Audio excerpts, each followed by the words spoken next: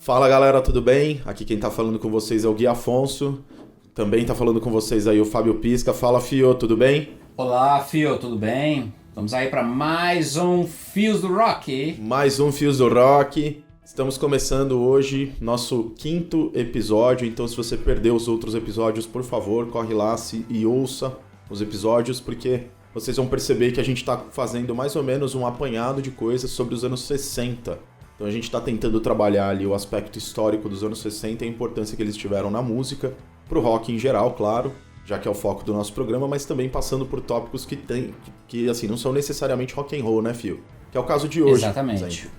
Isso, exatamente. O nosso tópico hoje, vamos falar sobre a Motown. Sobre a Motown. A Motown é muito a cara dos anos 60, né, nos Estados Unidos, assim. É um grande sucesso dessa época. Claro que ela continuou forte depois, como uma grande gravadora, foi vendida para um conglomerado e tal. Mas essa época dos anos 60 são os anos de ouro da Motown, onde a gente viu ali o que o fundador, né, o Berry Gordy, tinha como ideia sendo colocado na prática. E aí a gente vai focar mais ou menos nesse período, né, Fio? Isso, exatamente. Eu acho que é legal, né, Fio, a gente deixar aqui pro pessoal, assim, que nunca ouviu falar muito, assim, só fazer dar um panorama, né, do que seria a Motown, né? Que Exato. foi a grande, né, que a gravadora de música negra americana, né? Que tinha Exatamente. os artistas, né? Acho que até hoje é considerado um dos maiores sucessos Eles têm a palavra lá, né, entrepreneur, que é o cara que faz as coisas e acontece, tem um negócio e tal. Como negócio, acho que é um negócio vindo com administradores negros e tal, é um dos maiores negócios da história dos Estados Unidos, se não o maior. Chegou muito longe, ficou muito grande, atingiu muitos lugares, enfim, como negócio deu muito certo, né? E é um marco para a história norte-americana dos negros, exatamente por conta desse negócio tão grande que o Berry Gordy conseguiu fazer junto com os outros ali. E ficou tão grande, né, que a gravadora acabou se tornando...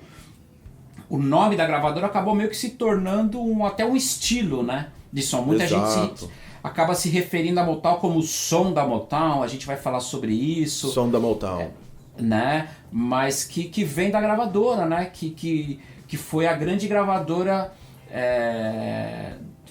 de música negra, né, do soul, né, dos anos 60, junto com a Stax, né, mas daí a Stax é o outro selo, né, que concorria junto com a Motown, os grandes hits, né, da música negra norte-americana, mas daí é assunto para um outro programa. Mas a Motown, ela foi enorme, vocês vão ver conforme nós formos falando dos artistas, né, que fizeram parte da gravadora.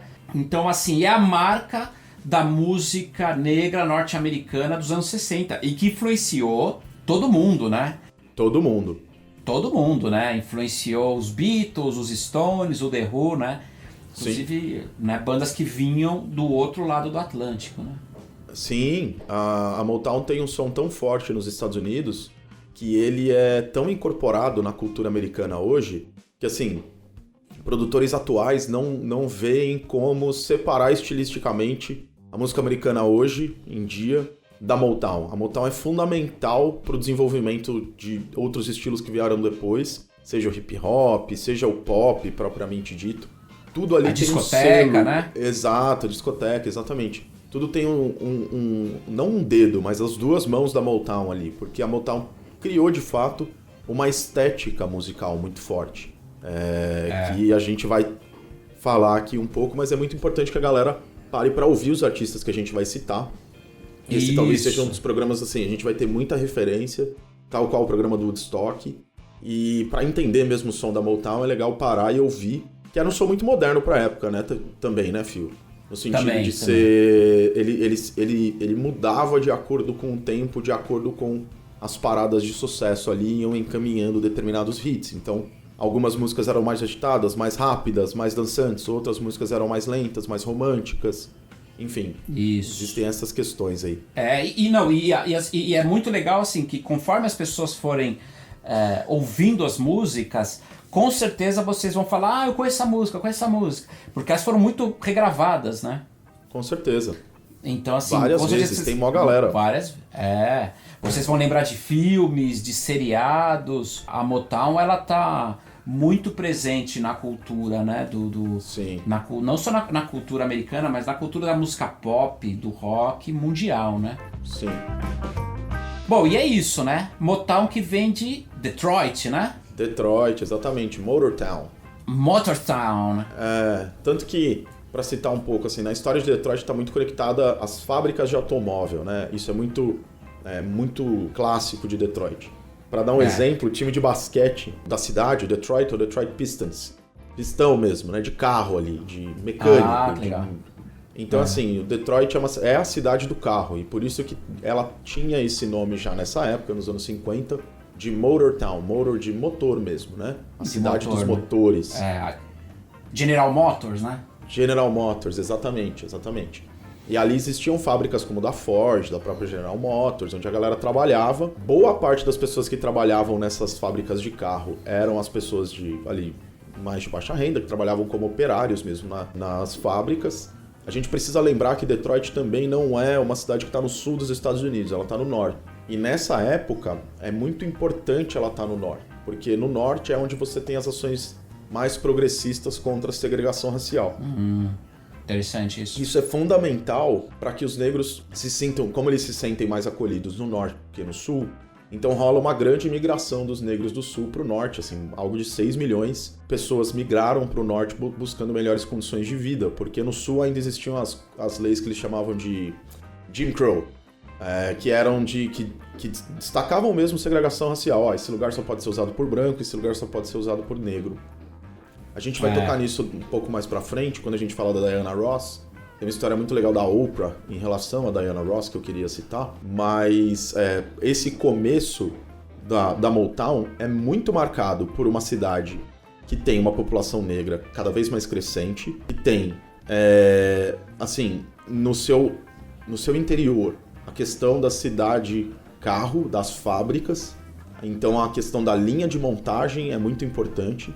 E isso tudo conflui para que um cara chamado Berry Gordy, que era um quebrado, um cara que tinha acabado de falir com uma loja de disco e pediu dinheiro para a avó, matriarca da família, emprestado, para que ele conseguisse colocar uma ideia que ele meio que formou dentro dessa fábrica de carros, que era uma linha de montagem só que musical, onde você tivesse uma estrutura onde você tivesse compositores, arranjadores, os músicos, a dança. E cada artista, quando entrasse nesse processo, ele ia sair disso uma estrela, e aprendendo essas diversas coisas e fazendo essas diversas coisas junto com o pessoal da Motown. Isso, muito legal, né? Como o cara já veio pensando, né? Como uma estrutura mesmo profissional mesmo e como uma empresa, né? E como isso deu muito certo, né? Exatamente. Tem essa coisa, o pessoal que acompanhou de perto ali fala que na família do Berry Gordy já rolava isso. O pai dele teve comércio, se eu não me engano, não sei se os avós também tiveram, mas pelo que eu sei, o pai dele teve comércio e ele cresceu ali, meio que nessa vibe de tipo, olha, você que faz o seu próprio sustento. E já existiam teóricos, principalmente teóricos negros americanos, Booker T. Washington é o mais famoso, que adotava essa medida de, olha, o negro americano ele precisa se fazer financeiramente. Ele precisa... É uma forma de emancipação do Estado branco, vigente, burocrata, enfim. Era uma forma de... O negro garantiria ali, sim, um aspecto de liberdade maior, e existia esse pensamento dentro da família Gordy. Então o Berry, que é o cara que funda a gravadora, ele já tem isso dentro da cabeça dele. Quando ele vai para as fábricas de carro, ele aperfeiçoa esse pensamento. E daí é quando ele começa a fazer os primeiros movimentos. Assim, ele tá ali na fábrica de carros, ele pede uma grana emprestada para fazer um primeiro investimento na carreira musical. E daí ele segue, né? Mas esse pensamento é muito importante mesmo para a formação da gravadora. Bom, isso tudo no final da década de 50, né? Final da década de 50. A gente tá falando aí 56, 57. O Berry já tinha algumas coisas escritas, ele já compunha como compositor solo, assim, como se ele fosse um cara que compõe pra ele, né? Compõe pras pessoas que ele conhece ali e ele vendia isso pra uma gravadora maior. Era assim que era feito na época, né, Fio? Exatamente. Exatamente. Essa coisa dos compositores era uma forma, né, de você ganhar grana, né? Os Sim. Beatles foram muito contratados nos anos 60 por conta disso, né? Eles pensavam muito em Lennon e McCartney como compositores, né? Sim. Essa coisa da banda que depois estourou, isso acabou vindo de uma forma até que a gravadora não esperava que fosse tão avassalador como foi, né? Mas a forma como as gravadoras ganhavam grana era mesmo tendo compositores, né? E ganhando grana em cima de direitos autorais, né? Exatamente. Tanto que o Barry, as músicas que ele lançou como Berry Gordy antes da Motown, e ele vendia essas coisas para gravadoras maiores, acho que era Union Artists na época. E ele vendia esses sucessos, passava para frente, passava adiante para fazer a distribuição. Ele era o produtor, mas ele não tinha ali como lançar sozinho. É com essa grana aí que ele pega e tenta lançar sozinho exatamente por isso. Para que o dinheiro venha para ele, não para a gravadora lá, que estava distribuindo as coisas e tal. Para situar isso bem pra galera, então é importante que todo mundo saiba. Detroit, o movimento de grande migração dos negros do sul pro norte. Isso. E a questão da fábrica, da produção em linha, que a gente chama, né, em linha de montagem. Tudo isso é fundamental para que o Berry Gordy tivesse a ideia na Motown. No entanto, logo no começo, ele não ia conseguir montar uma gravadora do nada, até porque uma gravadora depende de mais pessoas para que isso funcione. E aí ele acha o Smokey Robinson, né, um compositor na época de 17 anos de idade, que ele vai lá, troca ideia com o cara e, não, legal, tem essa música aqui, vamos ver, nossa, a música dá pra ser um hit, eles trabalham juntos. E aí eles começam a trabalhar juntos, criando e compondo e desenvolvendo músicas para poderem lançar, para que o Smokey Robinson lançasse com o grupo dele, que era o The Miracles. E é legal porque aí já tinha um pouco da estética, no entanto era uma época muito mais do doo-wop, né, aquele doo-wop, doo-wop. Isso, exatamente. Era bem essa época, assim. Então as músicas têm... A maioria delas tem essa cara de ser dessa forma, ou então é twist. Isso, é o que a galera tá dançando na época, é o que tá pegando na época nos Estados Unidos. A gente ainda... Já tem rock and roll, claro. Já tem rock and roll rolando, já tem Chuck Berry, já tem Little Richard. Isso já tá acontecendo. Elvis já tá acontecendo. Tanto que tudo isso inspira também, né, a Motown, a fazer uma gravação, porque isso já tá dando certo. Então, isso inspira, né, Phil, a Motown, mas ao mesmo tempo, o que impulsionou muito o sucesso da Motown é porque o rock vivia uma baixa, né, no final dos anos 50.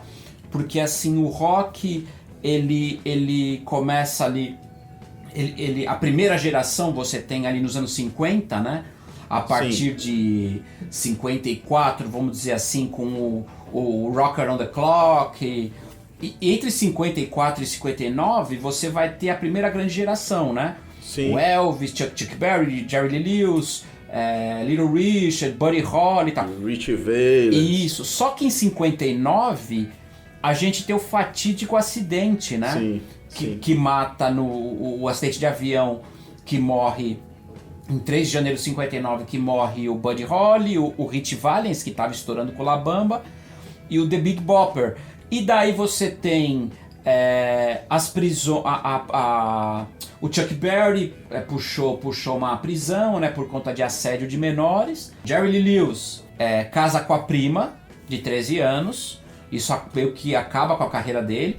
O Little Richard ele vira pastor. Então ele se afasta um pouco da música rock and roll e ele vai ficar um tempo cantando na igreja, né? E o Chuck Berry puxa também uma cana por conta de assédio. Você tem o acidente que de uma tacada só você perde 3 astros. E aí o que acontece com o Elvis? O empresário dele tira o Elvis de cena, porque muita gente dava o rock and roll como uma onda passageira. E que estaria sumindo. Tanto que ele tira o Elvis de cena, manda o Elvis manda pro exército para pôr ele de bom moço, porque os caras estavam os amigos de geração, né? Uns tremendos. Galera pinta brava, né? Então o empresário, pra pôr o Elvis de bom moço, manda ele pro exército. E quando ele volta do exército, ele volta pra Hollywood. Ele não volta pra cena roqueira que ele tava. ele volta para Hollywood para fazer filmes, né, para tentar a carreira de ator. Ele fica ali muitos anos como ator e cantor. Mas, ou seja, você tem essa lacuna ali até a invasão britânica. Você tem uma lacuna e é aí que a Motown entra com toda a força, né? Exatamente, ela preenche esse espaço, né? E já influenciada, né? A Motown, você já tem influência do blues, do blues, do rock and roll mesmo, você já tem influência, né? Mas ela acaba criando esse som, né? Típico, como a gente conhece, ficou conhecido como o som da Motown, que é a soul music mesmo, né? Exato. Tem muita influência da música gospel americana e tal. Eu acho que do ponto de vista de estilo, a Motown tem uma conexão muito forte mesmo com a igreja dos Estados Unidos e a música gospel americana. E muita conexão, creio eu também, com o jazz da época. Não exatamente dos anos 60, porque nos anos 60 o jazz vanguardista ali estava apontando para outros lados, a Motown não queria ir muito para esse lado. Mas sim os pelo menos assim, as harmonias, as construções, os acordes utilizados.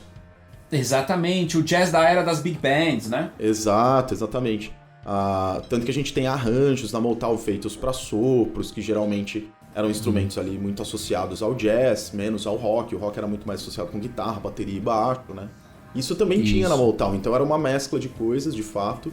É interessante notar na história do Berry Gordy que ele era, quando ele começa na música, ele começa na loja de discos, que Fale, como eu citei antes, ele começa não vendendo blues, por conta de preconceito, por conta de blues são 12 compassos, acabou, é sempre a mesma coisa.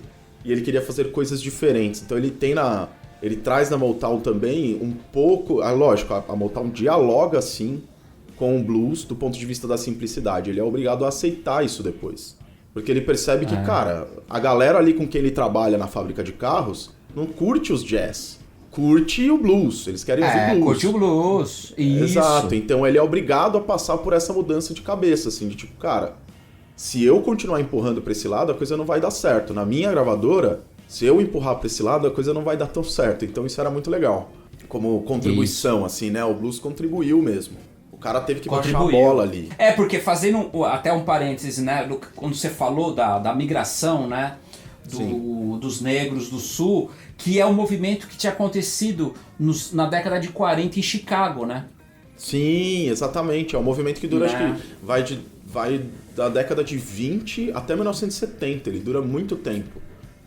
Esse êxodo do sul, assim. O êxodo do sul, né? Então, em Chicago você tem você tem a fase ali onde ocorre a eletrificação do blues, né? Sim. E Chicago acaba virando, né, a capital do blues norte-americano. A capital do blues. Né? Só pra citar uns nomes aí, Fio. Johnny Hooker, Muddy Waters. Howlin' Wolf, Willie Dixon, né? Então só gente de e Buddy peso Guy, mesmo. né? Buddy Guy. Gente de peso. E Buddy Guy, que é um cara que tá nativa ainda, inclusive tem o bar dele em Chicago, né? O Buddy Guy's Legend, e ele tá nativo até hoje. Tá em Detroit também, né? Você tinha esse pessoal que também foi em busca, né, de melhores condições de vida. Né? Exato, e nessas cidades do norte, é muito interessante, assim, a gente tava assistindo um documentário e a Motown teve 2 baixistas que ficaram muito associados com... que eram os baixistas ali do Funk Brothers. E esses 2 baixistas, o Bob Babbitt e o James Jamerson, quando você ouve as histórias de criação deles, as histórias são bem diferentes. Enquanto um era baixista, começou na escola, tal, aprendeu lá no baixo, um baixo bom e tudo mais, que era a história do Bob Babbitt, branco. O James Jamerson não. O James Jamerson, cara, assim, também foi parar numa banda de escola, mas muito diferente, situação muito mais precária, muito mais, sabe, em relação à necessidade mesmo, assim.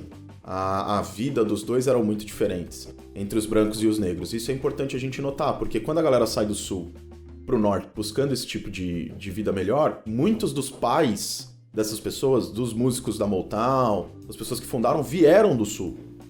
Então eles tinham, né, a mentalidade de tipo, cara, eu preciso me fazer, eu posso me fazer aqui. Eu posso fazer o que eu quiser. É diferente do que no Sul, onde as pessoas eram todas direcionadas para um determinado ponto. Então essa migração, ou feita pelos pais, ou pelos avós, ou por eles mesmos, era buscando melhores condições de vida e uma maior igualdade para que eles pudessem fazer coisas mais legais do que trabalhar no campo, trabalhar com, né, só trabalho operário. A galera começa a fazer música, a galera começa a fazer arte, fazer coisas mais interessantes, que desenvolvem mais a criatividade dessas pessoas. Isso, exatamente, né? É uma forma do negro, né, conseguir um destaque mesmo, né? Conseguir se colocar, né, dentro da sociedade, né? Sim. Que é uma questão complicada, né? Nos Estados Unidos, na época. É complicado até hoje, mas você imagina há 60 anos atrás, né? Sim. Então, como a música, né, Phil? A música, ela ajudou a quebrar muito dessa barreira, né? Isso é muito interessante a gente colocar aqui, né? A arte, ela é fundamental para se diminuir para quebrar, né? Tentar tirar esse muro, né? Essa coisa do preconceito e tal, né? Pois então... e é nesse sistema aí que os caras encontram os músicos, né? Que trabalham na Motown, os compositores. Basicamente todo o pessoal da Motown durante os anos 60 eram formados por pessoas negras, que até iam lá buscar trabalho. E quando se forma o time, eu citei, né, os Funk Brothers. O que são os Funk Brothers, gente? Pra quem não sabe. A Motown tinha uma equipe fixa de músicos. Um número de músicos ali que girava em torno de... Tinham 3 guitarristas, 2 baixistas, tinha uma série de pessoas, né, que eram inclusas nesse grupo, mas era um grupo fixo de músicos. Esse grupo fixo ganhou o nome de Funk Brothers. Por que Funk Brothers? Porque quando a Motown ela vira uma casa chamada Hitsville, né? Eles dão o nome de Hitsville. É uma casa em Detroit, que era o grande estúdio da Motown, lá o Snake Pit, e onde eles faziam a maior parte das gravações. Era ali que aquela ideia de linha de montagem acontecia. Então, dentro desse ambiente, os músicos que estavam ali fazendo os backings eram os Funk Brothers, enquanto o artista vinha para gravar a voz. Então vinha o Marvin Gaye, os Funk Brothers faziam a base. A composição geralmente não era do Marvin Gaye, era de um outro time de compositores, em sua maioria também negros, que compunham as músicas e os grandes sucessos. E quando a gente fala linha de montagem, é nesse processo mesmo. O compositor compõe, o arranjador Paul Reiser vai lá e arranja, a banda toca, aprende as suas partes e toca como se fosse uma orquestra. E ao mesmo tempo você tem o artista que estava sendo preparado para ser uma grande estrela, ele vai pro estúdio, grava a sua voz, e aí, essa junção de coisas resultava num single, e esse single saía no mercado, ia pro topo das paradas lá, era mais ou menos essa ideia da gravadora, né? Então, aliás, quando a gente tá falando dessa banda que se forma, a gente tá falando de uma banda que era primariamente de músicos de jazz. Os músicos dali, James Jamerson, o Benny Bunnyman lá, o batera, esqueci exatamente o nome dele, Benny Bunnyman. Benny Benjamin. Benny Benjamin, exatamente, Benny Benjamin. Benny Benjamin. Que era um outro batera sensacional, tal. Então a gente era uma banda muito boa de músicos de jazz que trabalhavam em Detroit, mas geralmente não ganhavam dinheiro. E aí eles saíram, a Motown tinha uma pessoa responsável por artistas e músicos e tal. E essa pessoa saiu nos bares pegando assim, chamando a galera. Não, vem você é bom, vem cá, vem cá, vem cá. E aí eles montaram a banda Funk Brothers. Que foi a banda que gravou todos os sucessos da Motown durante os anos 60. Em 70 ela vai desbandar, muda muito, porque a Motown muda de cidade, mas assim, o core, o núcleo ali do Funk Brothers está nos anos 60 e nos principais sucessos. Qualquer coisa que vocês pegarem para ouvir dessa época vai ter, com certeza absoluta, o Funk Brothers ali fazendo a base. Exatamente. Então, era uma banda, até interessante notar, que eles foram buscar músicos de jazz. Eles não foram buscar quaisquer músicos. Eles foram atrás de músicos de jazz, porque na cabeça do Berry Gordy, músicos de jazz conseguiam tocar qualquer som. Eles não ficariam restritos a estéticas específicas. Eles conseguiriam tocar qualquer coisa que você jogasse na mão deles ia sair. Interessante isso, né? Interessante. E eles acabaram criando, na verdade, uma referência de um som novo, né? Sim, totalmente novo. Que virou o som da Motown, né? Sim, e tinha todo esse aparato por trás, né? O James Jamerson é muito lembrado. As histórias são muito legais, as anedotas são muito legais. Eu vi uma entrevista do Berry Gordy em que ele fala que o James Jamerson, ele, às vezes, tocando, ele tinha um problema com o tempo. Então ele ia meio que, sabe, atrasando um pouquinho e tal.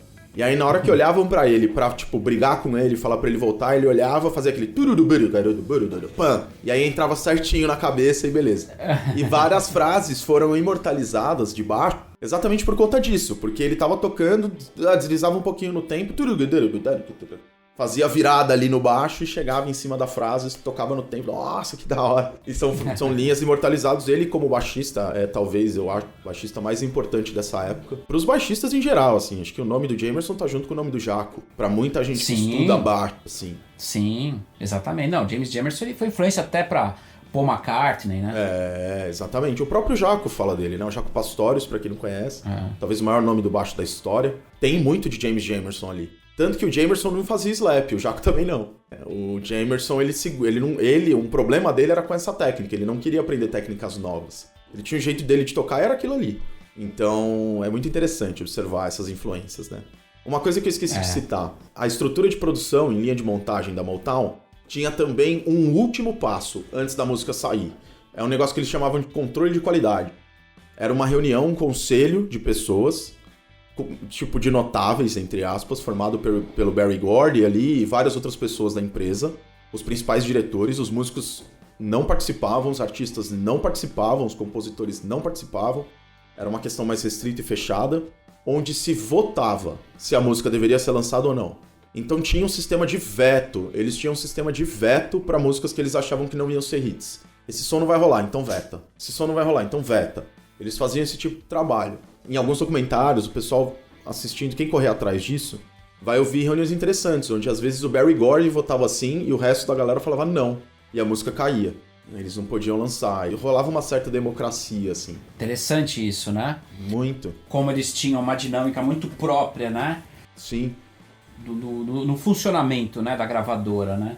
Então é interessante o controle de qualidade deles. Né? Controle de qualidade, os caras tinham isso. É importante também, gente, dizer que a galera que trabalhava na composição era sensacional, assim, era uma galera muito boa, tudo moleque, saindo da escola. O arranjador, o Paul Reiser, era um cara que tinha tido treinamento clássico nas suas aulas, era um arranjador, assim, sabe, de primeiríssima linha. Os compositores, tem um trio, né, o Holland Dozier Holland, que é um trio de compositores e tal, e fez bastante sucesso nessa época com o sucesso da Motown. Eram caras que apreciavam música de orquestra, que gostavam dos arranjos orquestrais. Por isso que é muito estilo Motown, porque é uma junção de um monte de coisa. É jazz, com rock, com blues, com música erudita. É uma mistureba, assim, que cria um som muito único, né? E sons que a gente vai ver regravados por inúmeros artistas, né? Pra citar três aqui. Vamos de Beatles, Stones e Who aí.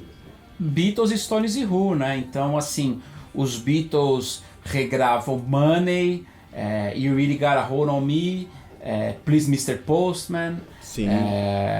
O The Who regrava Heatwave. E os Stones regravam Just My Imagination, Going to a Go-Go. Going to a Go-Go eles regravaram já nos anos 80. Na verdade, eles colocaram como parte do setlist da turnê de 81, 82 e tal. Agora, Just My Imagination eles regravam nos anos 70, né? Mas, ou seja, são referências muito fortes, né? Sim. Bandas total. Emblemáticas que regravaram sons da Motown, né? No caso, os Beatles e os Stones gravaram ali já na década de 60 mesmo.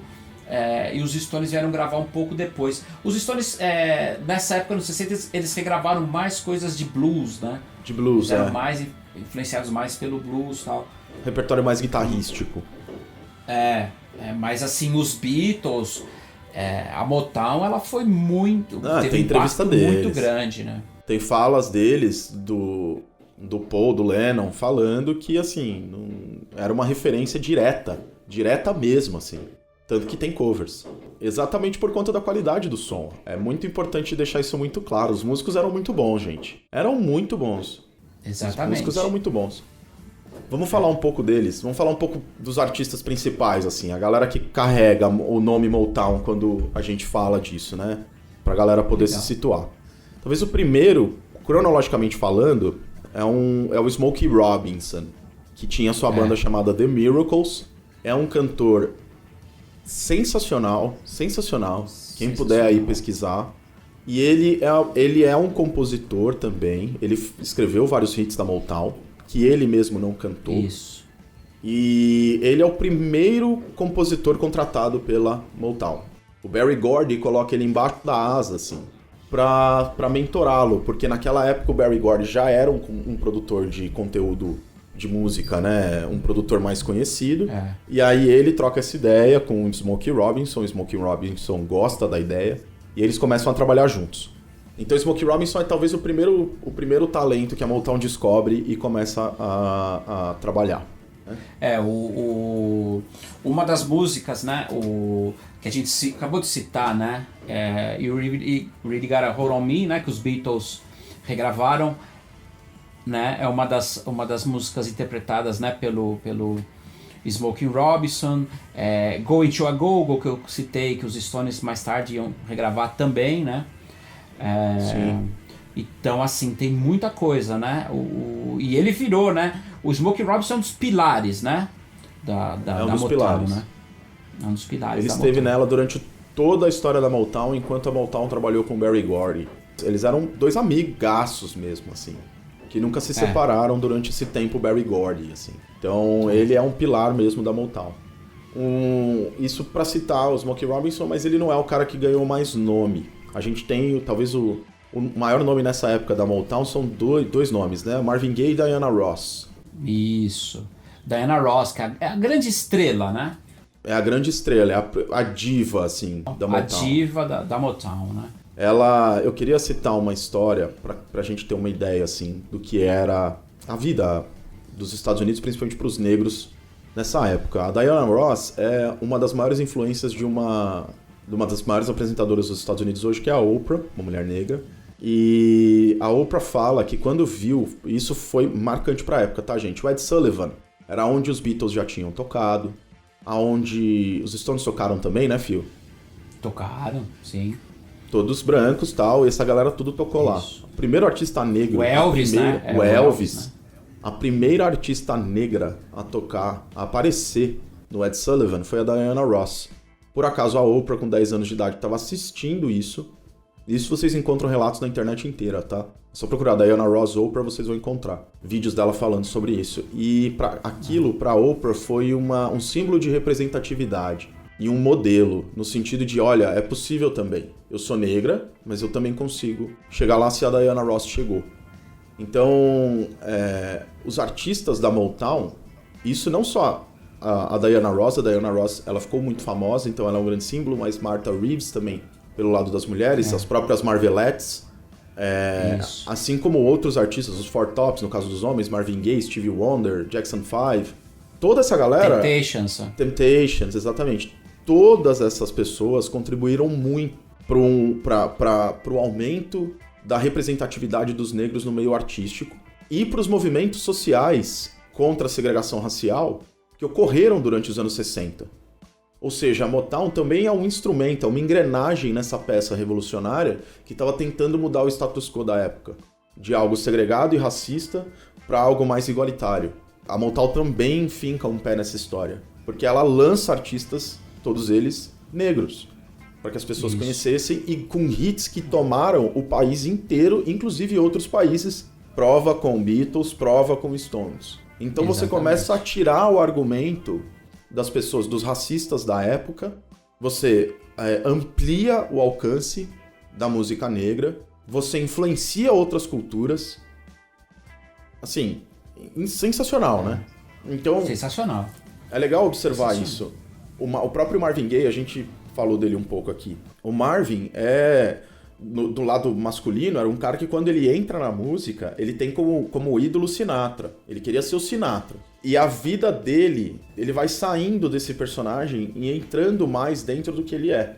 Pra se consagrar lá em What's Going On depois, pra se consagrar como um baita compositor, um baita músico. Isso. Um cara sensacional, assim, cheio de outros talentos, que lá atrás o cara que ele queria imitar, lógico, o Sinatra é um grande músico também, não tô querendo comparar os dois, obviamente, mas a ideia é que ele se torna um modelo. O próprio Marvin vira um modelo pros jovens negros que vieram depois. Vira um modelo, uma referência, Uma né? referência. Né, até onde os caras poderiam chegar, né? Que não existiam limites, né? Não existiam limites. Existiam limites. Esses limites, na verdade, estavam na cabeça das pessoas, né? Por conta dessa questão da segregação, mas a música, mais uma vez, mostrou que essas coisas não existem, né? Que exatamente. As pessoas são todas iguais e elas podem chegar onde elas quiserem, né? Sim. É legal que eles contam eu vi num documentário, a gente vai deixar de citação depois, muito legal que a Motown faz uma excursão, né, pro sul. Os principais artistas da Motown fazem uma excursão pro sul, nos anos 60. Legal. E eles citam que, assim, é bizarro. Eles são... Tem policial que vem brigar com... Tipo, o cara sentou num banco, assim. Aí o policial vem, você não pode sentar aqui. Por quê? Não, porque aqui é banco só de branco. Só os brancos podem sentar aqui. E tipo, mano, como assim, tá ligado? Os caras não entenderem ainda esse aspecto. Porque no norte, em Detroit, isso não existia.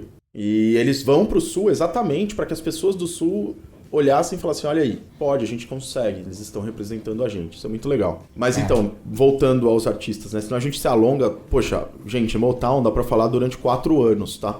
Tem assunto pra falar pra vida inteira. Eles têm hits, assim, mais de 190 hits. Então tem muita coisa pra falar, mas a gente precisa, né, puxar um pouco pro podcast não ficar enorme.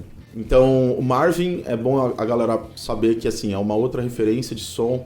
Um dos maiores sucessos dele é Heard It Through the Grapevine, que foi depois feito cover por parte do Creedence, eles fizeram um cover desse som. E What's Going On, que já é uma produção, ainda uma produção da Motown, mas feita toda pelo Marvin Gaye, como compositor. Já nos anos 70, né, que já seria um amadurecimento, vamos dizer assim, né, da Motown, né? Exatamente, até do próprio Marvin Gaye, ele tá mais velho, ele tá mais preocupado com outras questões. É muito interessante observar isso. Um outro cara que é a cara da Motown, principalmente quando jovem, e aqui eu queria abrir um parênteses também, porque a Motown, citado por eles mesmos, né? A Motown teve vários artistas, assim, sensacionais, mas 2 gênios, eles dizem, né? O Stevie Wonder e o Michael Jackson.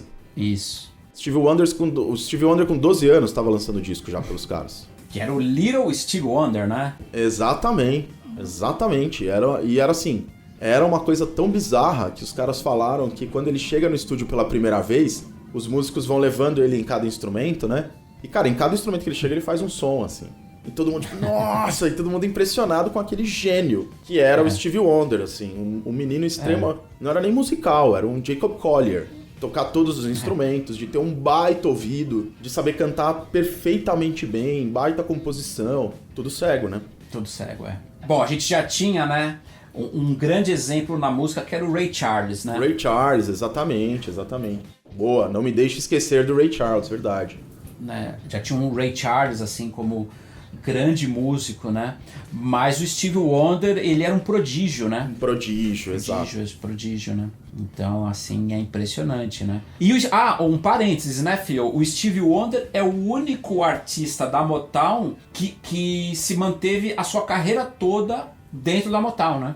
É o único artista. Ele, até o último disco de músicas inéditas do Stevie Wonder, se não me engano, é de 2005. A Time to Love, se não me engano, é o nome do álbum. É um álbum ainda lançado... Pela Motown. Claro que a Motown já era conglomerado. Mas ainda... Então o Stevie Wonder, ele se manteve, né? Pelo selo Motown durante toda a sua carreira. Foi o único artista, né? Porque Olha todos só. os outros... em algum momento saíram, até alguns saíram e voltaram. Mas o Stevie Wonder, durante toda a sua carreira, foi Motown.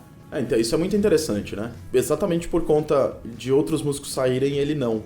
Eu lembro que uma das grandes brigas que as pessoas tinham com o Berry Gordy, principalmente nos anos 60, era que o Berry Gordy não autorizava músicas políticas. Então, tipo, se a música fala de política, eu não vou passar. A música tem que falar de amor, tem que falar de diversão, outras coisas. Não pode falar de política. Isso causa nos artistas mesmo, um movimento de tipo, cara, então eu não vou ficar aqui. Eu quero falar sobre música, eu quero cantar músicas de protesto. O próprio Marvin Gaye teve que brigar pra fazer essa música rolar. O What's Going On, né? O álbum What's Going On.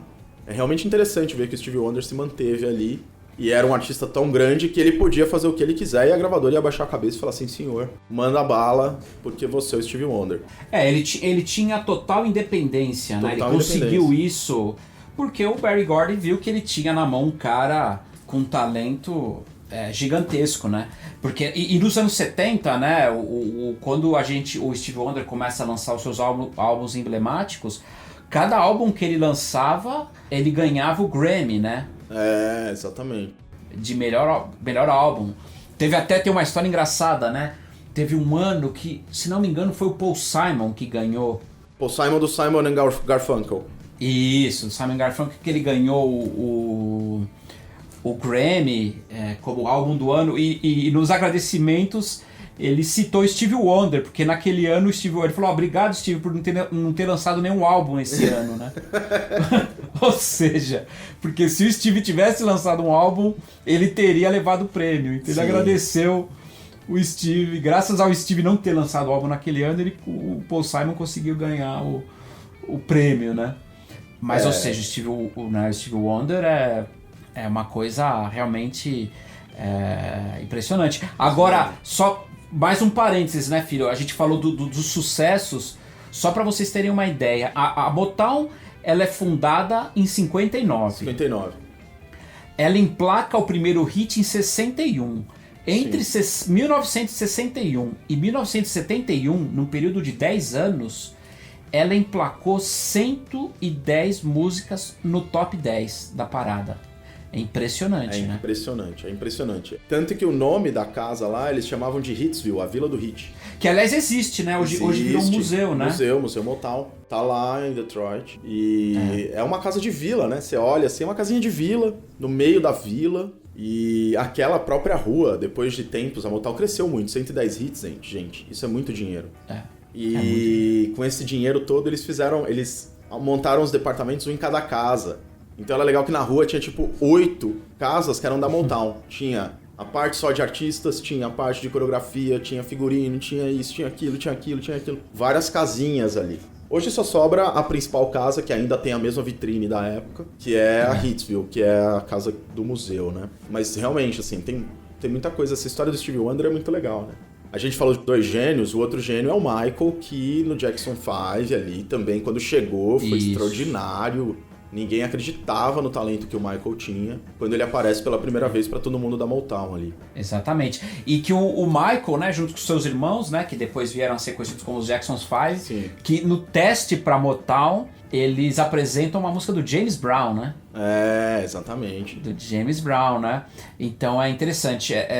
Nos anos 50, a gente já tinha ali o James Brown, que inclusive também foi uma grande influência pro som da Motown, né? Com certeza. A coisa do funk, né? Sim. Assim como nós citamos o Ray Charles também, dois músicos de extrema importância pra Motown, né? Que não foram músicos da Motown, mas que influenciaram o som da Motown, né? Tanto o Ray Charles como o James Brown, né? Com certeza. A gente tem, dentro desse universo Motown, assim, esses gênios, Stevie Wonder, Michael Jackson. A gente também tem intérpretes sensacionais, como as Marvelettes, foram elas que gravaram Please Mr. Postman, né?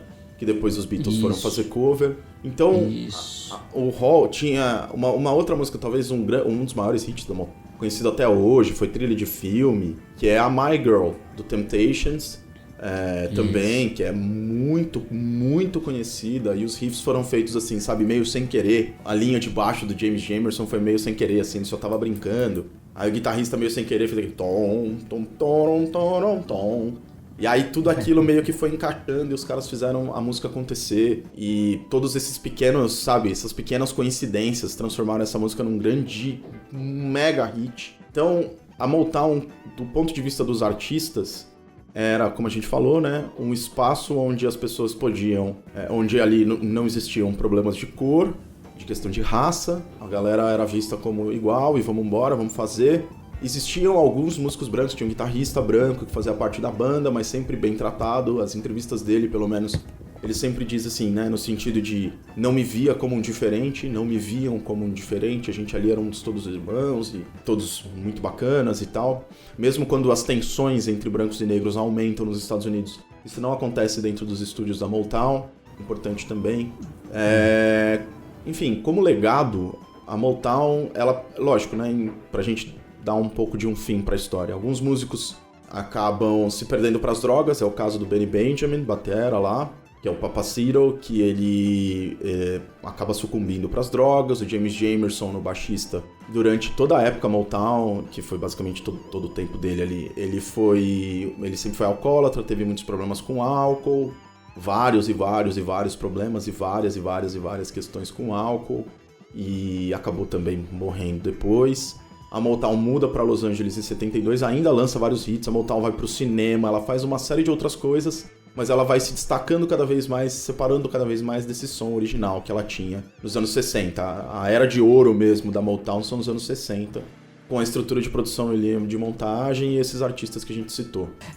Nos anos 70, a Motown, assim, depois até quando a gente for indicar, eu vou falar um pouco sobre álbuns dos anos 70, que a gente tem uma fase de amadurecimento, vamos dizer assim, mas é uma coisa mais dos artistas, né? Sim. Quando os artistas, dentro ainda da Motown, mas começam a ter um trabalho já mais independente, né? No caso do Marvin Gaye, Stevie Wonder, né?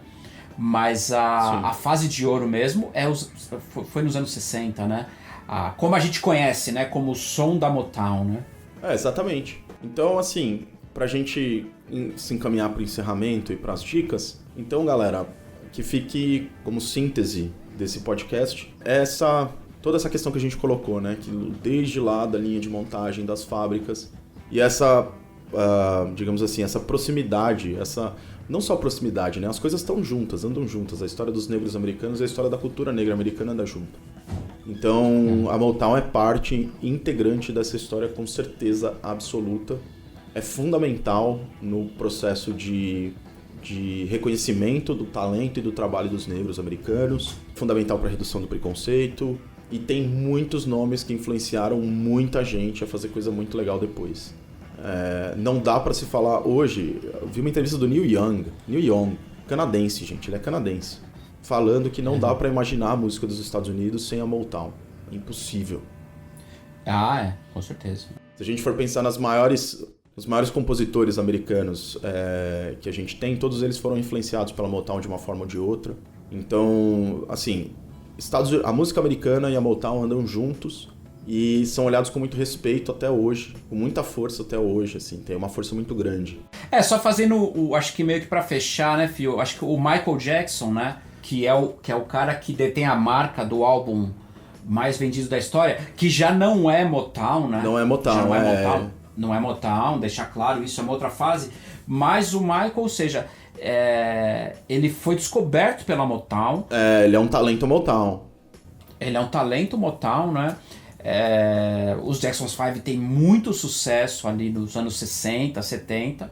Depois tem uma fase que eles ficam muito grandes e eles saem da Motown, eles são contratados pela CBS, que depois virou Sony Music. Eles viram desenho animado e tal. Mas aí eles saem da Motown, só que o Jermaine não vai junto, porque ele acabou casando com a filha, né, do Berry Gordy. Sim. E tem aquela fase que eles mudam até para The Jacksons, que é a fase já mais madura, e que dali, a partir dessa fase The Jacksons, que o Michael vai começar sua carreira solo, a partir do Off the Wall, e depois, na sequência, o Thriller, né, de 82, que viria a se tornar o álbum mais vendido da história, né? Marca que nunca vai ser superada, né? Imbatível, né? Não tem como. E vale dizer, né? A Motown, quando completou 25 anos, eles fizeram um show que foi histórico, né? Você encontra no YouTube, sim, vale a pena. Sim. Que Motown, 25 anos, Yesterday, Today and Forever, né? Então essa comemoração ela ficou emblemática, porque inclusive eles conseguiram na época reunir os Jacksons 5, e o Michael, que estava ali estourado com o Thriller. Sim. E ele acaba nesse show apresentando o Billie Jean, e é quando ele faz o Moonwalk pela primeira vez, o passinho, e que na época foi um impacto assim a ponto das pessoas assim falarem, que esse cara fez, né? Na época, exatamente. Hoje em dia passa meio batido, mas na época o impacto assim... Não, é enorme. Enorme, né? Bom, diz até a lenda que o Fred Astaire ligou pro Michael depois dessa apresentação para perguntar pro Michael como é que ele tinha feito aquele passo, né? Sim, Fred Astaire, famoso bailarino americano. Isso é emblemático, né? Nesse show da Motown, você encontra no YouTube. E é legal, e assim, também ficou uma marca. Nesse show você tem ali a última performance de Marvin Gaye, né? Que viria a ser assassinado logo depois. Marvin Gaye foi assassinado pelo próprio pai, né? Uma discussão. A história do Marvin é complicada, assim. Uma história bem complicada. Uma história trágica. Talvez a gente entre nisso com mais detalhes mais pra frente, né? Bom, mas aí, filho, você tava só falando da Motown e só fala um pouco, né? Depois quando ela foi vendida, ela foi comprada, né? Pela MCA, né? Ela, depois de um tempo, a Motown, o Berry Gordy, ele não tá mais interessado em manter ali os trabalhos da Motown como eram, e aí ele vende os direitos para um conglomerado, e aí a Motown vira uma gravadora de outras ideias, assim. Ela não é mais aquela gravadora que tem aquele centro artístico com vários compositores, isso ela já não era. A partir de Los Angeles, ela já começa a perder um pouco disso, de compositores fixos. Como eu falei, o Funk Brothers se dissolve, James Jamerson morre ali, vira alcoólatra e tal, não consegue mais acompanhar, eles perdem o melhor baixista. Então, ela passa por uma série de problemas, é vendida, e aí vira uma gravadora grande que tá a fim de produzir talentos XYZ. Claro que ainda mantém os seus principais, né, no catálogo, como por exemplo Stevie Wonder, que tem total liberdade, isso. Mas aí é mais a estrutura que ele utiliza, porque a produção é dele. Não é mais uma produção com a cara da Motown. O som da Motown ele se desfaz ali. E vira mais uma gravadora que tá procurando novos talentos e novos sucessos para lançar. Uma gravadora como as outras faziam, né? E não tipo, olha, a gente vai formar o talento, a gente vai formar o músico. Um músico chega, a gente transforma ele e ele vira uma coisa. Não, vira uma gravadora como a maioria das gravadoras atua. Então, assim, vale a pena pra galera que tá ouvindo o podcast, pra gente entrar na nossa sessão aqui, vai ouvir. Vale a pena pra todo mundo ouvir os principais artistas que a gente citou, tá? E nisso a gente tá falando de Smokey Robinson, Marvin Gaye, Stevie Wonder, Jackson's 5, Supremes, Temptations, Marvelettes, Four Tops. Todos esses artistas são artistas Motown. Vale a pena ouvir todos eles, porque todos eles vão ter ali, no começo, uma cara bem parecida, que é aquele som do... Mas depois esse som vai evoluindo conforme os músicos vão ganhando mais liberdade artística e mais direitos sobre aquilo que eles estão fazendo e compondo. E eu queria deixar a indicação também de 2 documentários. Um desses documentários narra toda a história da Motown, um documentário que saiu no ano passado, chama Hitsville, The Making of Motown, né? Hitsville, o Making of da Motown. E também eu gostaria de indicar um outro chamado Standing in the Shadows, né? Standing in the Shadows of Motown, uma tradução livre, que seria Nas Sombras da Motown, que fala a história dos Funk Brothers, descobre ali a história de cada um deles, como foi, tem uma história engraçada sobre o James Jamerson, até pra citar aqui, abrindo parênteses rápido, James Jamerson bebia muito mesmo. E o Marvin Gaye, na gravação de What's Going On, só ia gravar com o James Jamerson. Ele não queria gravar com outro baixista. Isso era ponto pacífico, só vale se for ele. E a galera saiu no boteco, tudo que é boteco da região procurando o Jamerson, acharam, ele tava louco de álcool, assim, não aguentava nem andar. Levaram ele pro estúdio, deram o baixo pra ele não conseguia tocar em pé. E aí ele deita e faz a linha de What's Going On deitado. Porque só assim ele ia conseguir tocar, de tão bêbado que ele tava. Ele não conseguia sentar num banco, se ele sentasse ele caía. Nossa. E aí os caras, não, deita no chão, então ele gravou deitado. É legal ouvir essa e outras histórias, então recomendo muito esse filme, né? Nas Sombras da Motown, Standing in the Shadows of Motown. É um documentário muito legal e tem um show, assim, produzido, com a Joan Osborne cantando e outros artistas convidados ali cantando e tal. É bem legal, um filme bem legal. E você, Fio, o que você tem pra nós? Bom, eu vou indicar aqui, tem no YouTube esse especial de 25 anos da Motown, é bem legal, que é o Yesterday, Today and Forever. É legal porque eles conseguiram reunir todos os grandes todos os grandes astros da Motown, né? Da fase de ouro da Motown, e eles vão contando algumas histórias da gravadora durante esse especial. Inclusive esse especial, ele é a linha do musical da Motown, né? Sei. O musical da Motown, ele começa com esse show e termina. Ele dá toda a linha do roteiro, é muito interessante. O musical que, não sei se está em cartaz, ele ficou muitos anos em cartaz na Broadway e infelizmente não veio pro Brasil, mas conta a história legal, assim, né? Vamos torcer, né? Putz, é muito legal, assim. Tive a oportunidade de ver, foi o único musical que eu vi na minha vida e foi extremamente impactante, assim. Legal. E a gente vê, ainda mais assistindo lá com uma plateia americana, a gente vê a força que aquilo tem dentro da cultura deles, né? Da cultura dos Estados Unidos. Como aquilo é dos Estados Unidos, como aquilo é muito importante para eles e é emblemático, né? Mas voltando às dicas, além desse show que eu falei, eu queria indicar 2 álbuns. Que legal. Já é a fase, vamos dizer, madura da Motown. Então, um é o What's Going On, do Marvin Gaye. Anos 70, do Marvin Gaye, 72, né? 72. O What's Going On acabou virando assim, um dos álbuns mais importantes da história, né? Sim, com certeza. Da música popular. É um álbum emblemático. Até pra história da época ali. Pra história, isso, E na verdade é um álbum que, se a gente for ver, ele é atemporal, né? Exato. Se você pegar as letras, ele pegar o momento que a gente tá vivendo aqui, George Floyd, essas coisas todas, o álbum ele continua atual, né? Super presente. Super presente. E é toda uma ideia do Marvin, né? Isso que é legal. O Marvin era um cara muito inteligente, baita músico, assim, porque tudo sai dele ali. Tudo sai dele ali. E um outro álbum que eu acho fora de série é um álbum do Stevie Wonder, um álbum duplo, que é o Songs in the Key of Life. Nossa, esse álbum é sensacional, cara. Pelo amor de Deus. Sensacional. Maravilhoso. Existe um documentário falando sobre esse álbum, daquela série Classic Albums. Também, quem ouviu o álbum e gostar, pode procurar esse documentário que fala sobre os bastidores dessa gravação. Então esses 2 álbuns, acho que vale a pena como álbuns, como conceitos, né? Songs in the Key of Life do Stevie Wonder, What's Going On do Marvin Gaye. E dá uma passada pelos hits, porque quando você ouvir os hits, você vai lembrar de filmes, de séries, Anos Incríveis, que nós citamos no episódio passado, né? Na trilha tem muita Motown, né? Muita Motown. Sim. Porque se passa ali nos anos 60, então aquilo, aí a gente vê como é presente. E é isso, fio. Acho que é isso. É isso. Beleza. Então é isso. Vamos parar de dar trabalho pro editor. Semana que vem tem mais, galera. Valeu aí. Grande abraço pra todo mundo. Espero que vocês tenham gostado. Semana que vem tem mais um episódio. Daqui 15 dias tem mais um episódio. A gente vê aí como que tá o lançamento. E é isso. Fio, grande abraço pra você. Tamo junto. Abração, fio. Falou. Tamo junto. Até mais. Até. Valeu. Falou. Tchau, tchau.